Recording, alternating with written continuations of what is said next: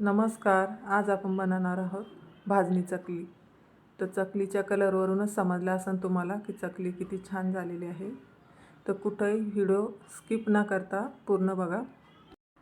या आधीच्या व्हिडिओमध्ये मी भाजणीचं पीठ कसं तयार करायचं ते सांगितलेलं आहे. त्याच भाजणीच्या पिठापासून आज आपण चकली बनवणार आहोत. इथं मी आज 2.5 किलो पिठाची चकली बनवून घेणार आहे.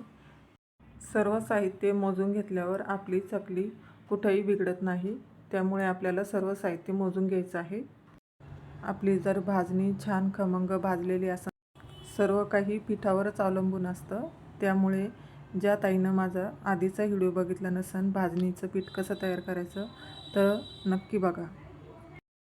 पीठ आपल्याला इथं बारीकच दळून घ्यायचं आहे. त्यामुळे काय होतं, आपली चकली तुटत नाही.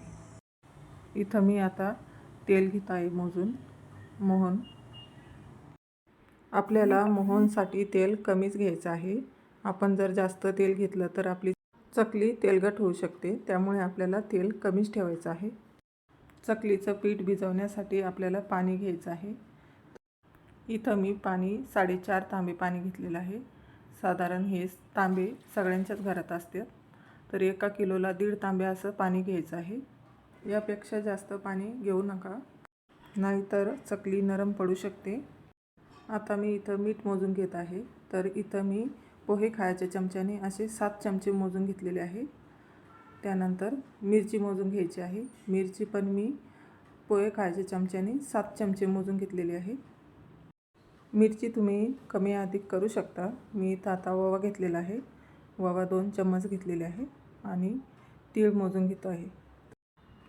तीळ, ओवा, मिरची हे तुमच्या आवडीनुसार घेऊ शकता. पण मीठ 1 किलोला 35 ग्रॅम इतकं मीठ पाहिजेच.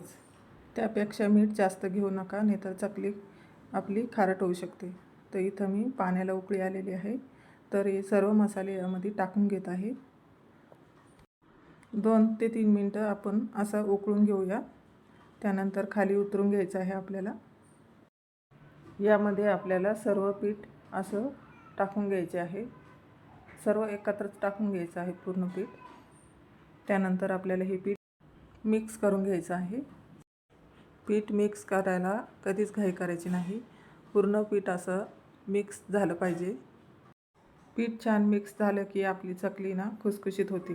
त्यामुळे पीठ आहे ना सर्व मिक्स करून घ्यायचं आहे या अशा पद्धतीनं. आणि त्यावर नंतर असं ताट ठेवून द्यायचं आहे. मी इथं 20 मिनटं पीठ भिजवून घेतलेलं आहे. हे बघा किती छान पीठ भिजलेलं आहे. पीठ आपल्याला आता मळून घ्यायचं आहे. त्यामुळे थोडं पीठ घेऊनच मळायचं आहे. इथं पीठ खूप गरम आहे. या अशा पेल्याच्या साहाय्याने आपल्याला पीठ असं मिक्स करून घ्यायचं आहे. पीठ गरम असतानाच आपल्याला हे पीठ असं मिक्स करून घ्यायचं आहे. छान मऊ होतं असतं हे पीठ आपलं. या अशा प्रकारे करून घ्यायचं आहे. आता मी हे पीठ सर्व थोडं करून पेल्याच्या साहाय्याने मिक्स करून घेतलेलं आहे. त्यानंतर आपल्याला पीठ मळून घ्यायचं आहे. तर इकडं मी तेल गरम करायला ठेवलेलं आहे. तोपर्यंत आपल्याला इकडं पीठ मळून घ्यायचं आहे. यामधलं मी अर्धच पीठ मळायला घेतलेलं आहे आणि अर्धं पीठ मी ठेवलेलं आहे. इथं मी थंड पाण्याचाच वापर केलेला आहे.